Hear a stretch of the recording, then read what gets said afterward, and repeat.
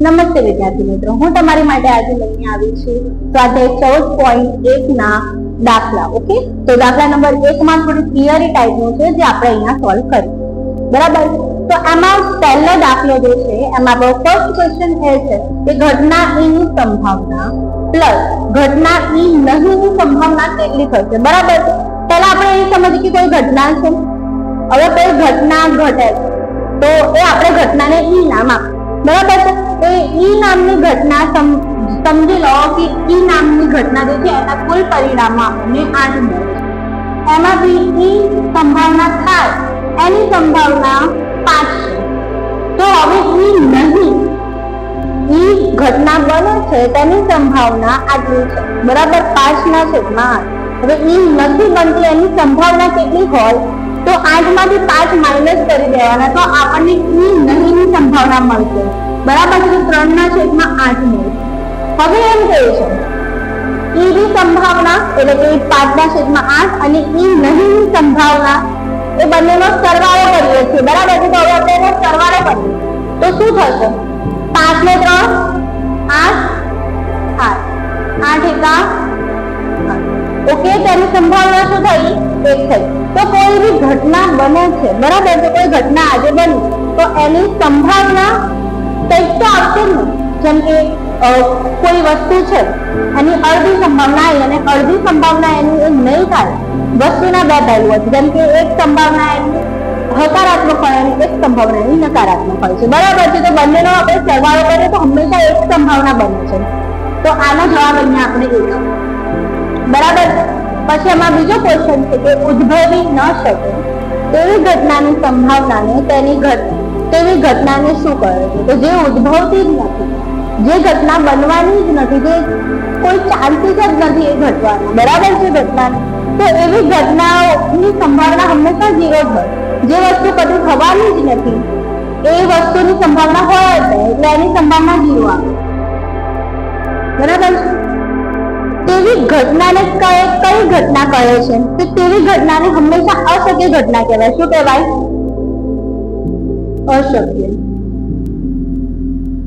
અશક્ય ઘટના કહે છે. અને થર્ડ ક્વેશ્ચન એવો છે કે ચોક્કસપણે જે ઘટના ઉદ્ભવે છે કે ચોક્કસપણે ઉદ્ભવતી ઘટનાની સંભાવના ખાલી જગ્યા છે. તો જે વસ્તુ થવાની જ છે, જે વસ્તુ હંમેશા થાય છે અને આપણને ખબર છે કે આ ઘટના થવાની જ છે, આ ના થવાનો કોઈ ચાન્સ જ નથી, તો એવી ઘટનાની સંભાવના હંમેશા 1 હોય. બરાબર છે, કારણ કે આપણને ખબર છે કે આ ઘટના જે છે એ હંમેશા બને જ છે, આગળ પણ બનવાની છે. એટલે જ અહીંયા આપણે શબ્દ વાપરે છે ચોક્કસ. ચોક્કસ પડે એટલે આખી સંભાવના એનો કોઈ નેગેટિવ પોઈન્ટ છે જ નહીં. બરાબર છે, તો તેવી ઘટનાને આપણે શું કહીશું? તો એવી ઘટનાને આપણે ચોક્કસ ઘટના કહીશું. શું કહીશું?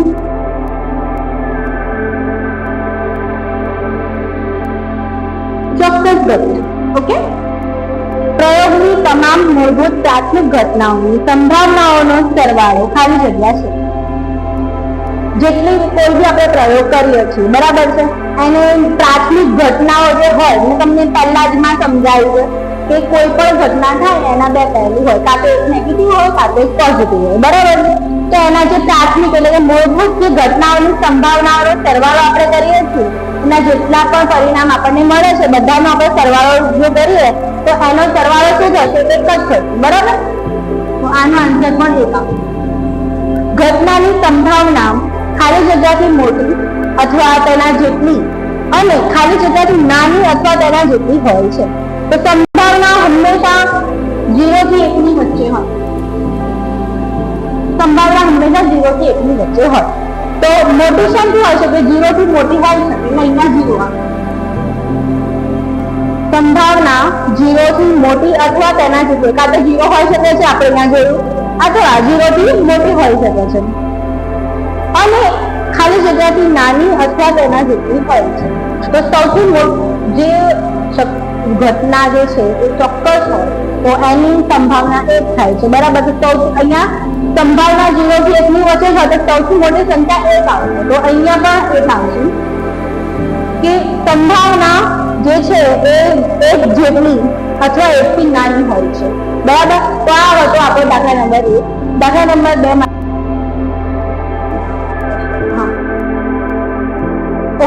તો આપણે દાખલા નંબર 1 કર્યું છે બરાબર. એમાં આપણે જોયું કે થોડી થિયરી ને હતું તો આપણે પહેલા સોલ્વ કર્યું છે. હવે આપણે દાખલા નંબર 2 અને 3 અને 4 આપણે સ્કીપ કરીએ છીએ, એમાં નોર્મલ થિયરી છે બરાબર.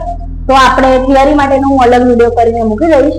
આપણે પહેલા દાખલા ઉપર ફોકસ કરીએ છીએ. તો દાખલા નંબર 5 થી આપણા દાખલા સ્ટાર્ટ થાય છે. તો દાખલા નંબર 5 નો ક્વેશ્ચન એ છે કે જો P of E બરાબર 0.05 હોય તો P of E નહીંની સંભાવના શું હોઈ શકે છે? તો આપણને પહેલા જ ખબર છે, આપણે દાખલા નંબર 1 માં જોયું કે બંને કોઈ પણ ઘટના ઘટે છે એના બે પહેલું હોય છે, પોઝિટિવ હોય છે અને એક નેગેટિવ હોય છે. તો અહીંયા પણ એ જ આપણને બતાવે છે કે પોઝિટિવ જે છે એની સંભાવના આપણને 0.05 આપેલી છે. તો આપણે જે નેગેટિવ છે જે નથી ઘટવાની એની સંભાવના આપણને શોધવાની છે. તો આપણને ખબર છે કે આખી સંભાવનાનો સરવાળો શું થશે? તો આપણે પહેલા પદ મૂકવાનું P of E plus P of E બાર કહેવાય, જે નથી થવાનું અને બાર પણ કરી શકીએ છીએ આપણે અને E ડેશ પણ કરીએ છીએ. તો બંનેનો સરવાળો આપણને અહીંયા 1 મળવાનો છે, આપણને ખબર છે. હવે આપણને આની ઓલરેડી આપી દીધી છે તો અહીંયા એનું મૂકી દેવાનું કિંમત, અને આની આપણને કિંમત આપી નથી તો આપણે એને આ રીતે મૂકીશું. હવે આ જે છે આપણે આની એકલો પાડવાનો છે, આ સૂત્ર તમને ખબર જ હશે બરાબર. તો આપણે આને એકલો પાડવા માટે આની આ સાઈડ લાવી દઈશું. તો 1 minus 0.05 is equal to P of E bar. Okay, plus માં છે એની જગ્યા ચેન્જ થશે એટલે એ માઇનસ માં થઈ જશે. 1 માંથી 0.05 માઇનસ થશે તો એનો આગળ આવશે 0.95. ઓકે, આ જે આપણને મળે છે એ આપણો P of E bar છે બરાબર. એકદમ નાનો દાખલો છે. આપણે સ્ટાર્ટિંગ આપણે નાના દાખલાથી કરીએ છીએ પછી આપણે ધીમે ધીમે મોટા દાખલા તરફ જઈશું. હવે આપણે દાખલા નંબર 6 જોયું, દાખલા નંબર 5 જોયું, હવે આપણે દાખલા નંબર 6 શીખીએ. દાખલા નંબર 6 નો ક્વેશ્ચન એવો છે કે એક થેલામાં લીંબુના જ સ્વાદની મીઠાઈઓ છે. બધી જ મીઠાઈઓ થેલામાં લીંબુના સ્વાદની છે. એમાં માલિની નામની છોકરી એ થેલામાં જોયા વગર એક મીઠાઈ બહાર કાઢે છે. તો અહીં આપણને 2 ક્વેશ્ચન આપ્યા છે કે એમાંથી શું સંભાવના હોઈ શકે છે. તો પહેલો ક્વેશ્ચન એ છે કે નારંગીના સ્વાદની મીઠાઈ હોય તેની સંભાવના શું હોય? તો નારંગીના સ્વાદની મીઠાઈ અંદર હોય જ, કારણ કે આપણને પહેલા જ કીધું છે કે થેલામાં બધી જ મીઠાઈઓ જે છે એ લીંબુના સ્વાદની છે. તો આની અંદર એની સંભાવના શું આવે? 0 આવે. આને કઈ ઘટના કહેવાય? અશક્ય ઘટના કહેવાય. તો આપણે અહીંયા લખવાનું નારંગીના સ્વાદની મીઠાઈ હોય તે ઘટના અશક્ય છે, માટે તેની સંભાવના 0 હોય બરાબર છે. બીજો ક્વેશ્ચન એવો છે કે લીંબુના સ્વાદની મીઠાઈ હોય તેની સંભાવના શું થાય? આપણને ખબર છે કે થેલામાં બધી જ મીઠાઈઓ લીંબુના સ્વાદની છે, તો કોઈ બી મીઠાઈ નીકાળે તો લીંબુના સ્વાદની જ નીકળશે. તો આ જે ઘટના છે એ ચોક્કસ ઘટના છે. તો એની આપણે શું આવે સંભાવના? 1 સંભાવના હોય બરાબર છે. તો લખવાનું લીંબુના સ્વાદની મીઠાઈ હોય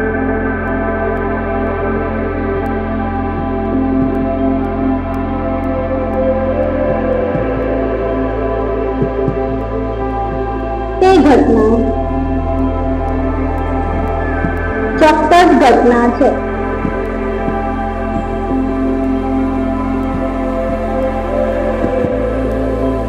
માટે તેની સંભાવના 1 હોય બરાબર. એકદમ સિમ્પલ છે દાખલો અને મને લાગે છે કે તમને પણ સમજણ પડી ગઈ. તો આપણે હવે નેક્સ્ટ ઓકે મિત્રો, આપણે હાલ દાખલા નંબર 6 જોયું બરાબર. હવે આપણે દાખલા નંબર 7 ઉપર ફોકસ કરીશું. તો આપેલું અહીંયા દાખલા નંબર 7 ને એવું આપેલું છે કે 3 વિદ્યાર્થીઓનો સમૂહ છે, તેમાંથી 2 વિદ્યાર્થીઓનો જન્મદિવસ સમાન ન હોય. અહીંયા નેગેટિવ પોઈન્ટ આપેલો છે કે સમાન ન હોય. તેની સંભાવના આપણને અહીંયા આપેલી છે 0.912 બરાબર. તો હવે આપણને એમ પૂછ્યું છે, હવે આપણને પોઝિટિવ પોઈન્ટ પૂછે છે કે જો 2 વિદ્યાર્થીઓનો જન્મદિવસ સમાન હોય તેની સંભાવના શું થાય બરાબર. તો આપણે જેમ પહેલામાં કર્યું હતું ત્યાં આપણને પોઝિટિવ થિંક આપેલી હતી કે જો E P of E ની સંભાવના આટલી હોય 0.05, તો P નહીં ની સંભાવના, E નહીં ની સંભાવના શું થશે? અને અહીંયા આપણને સમાન ન હોય એની સંભાવના આપી છે અને સમાન હોય તેની સંભાવના આપણને અહીંયા શોધવાની છે, બરાબર? તો આપણે અહીંયા એ જ રીતે એ જ મેથડથી કરીશું. તો આપણે પહેલા એ કરવાનું છે કે બંનેનો સરવાળો શું થશે? તો 0.992 પ્લસ સમાન ન હોય એટલે કે આપણે આને પહેલા નામ આપી દઈશું ઘટનાને, બરાબર? તો લખવાનું અહીંયા ધારો કે જન્મદિવસ સમાન ન હોય તે ઘટનાને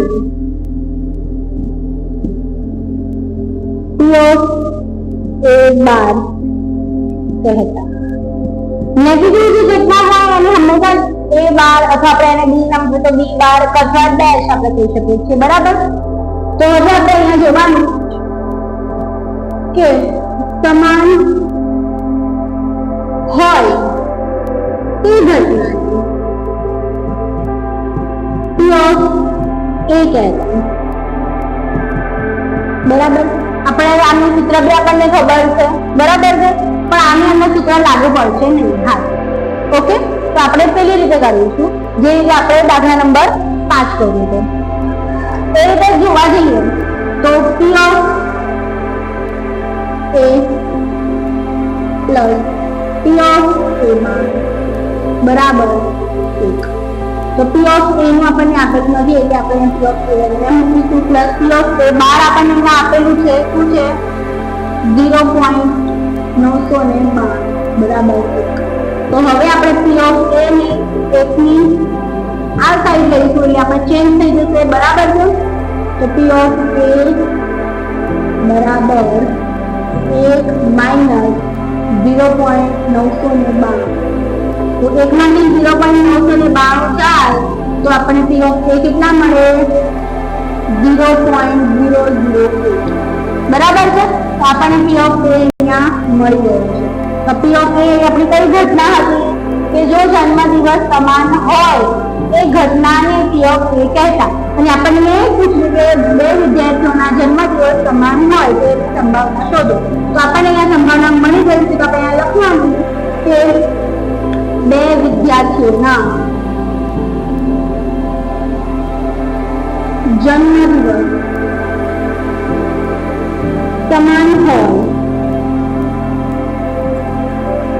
તેની સંભાવના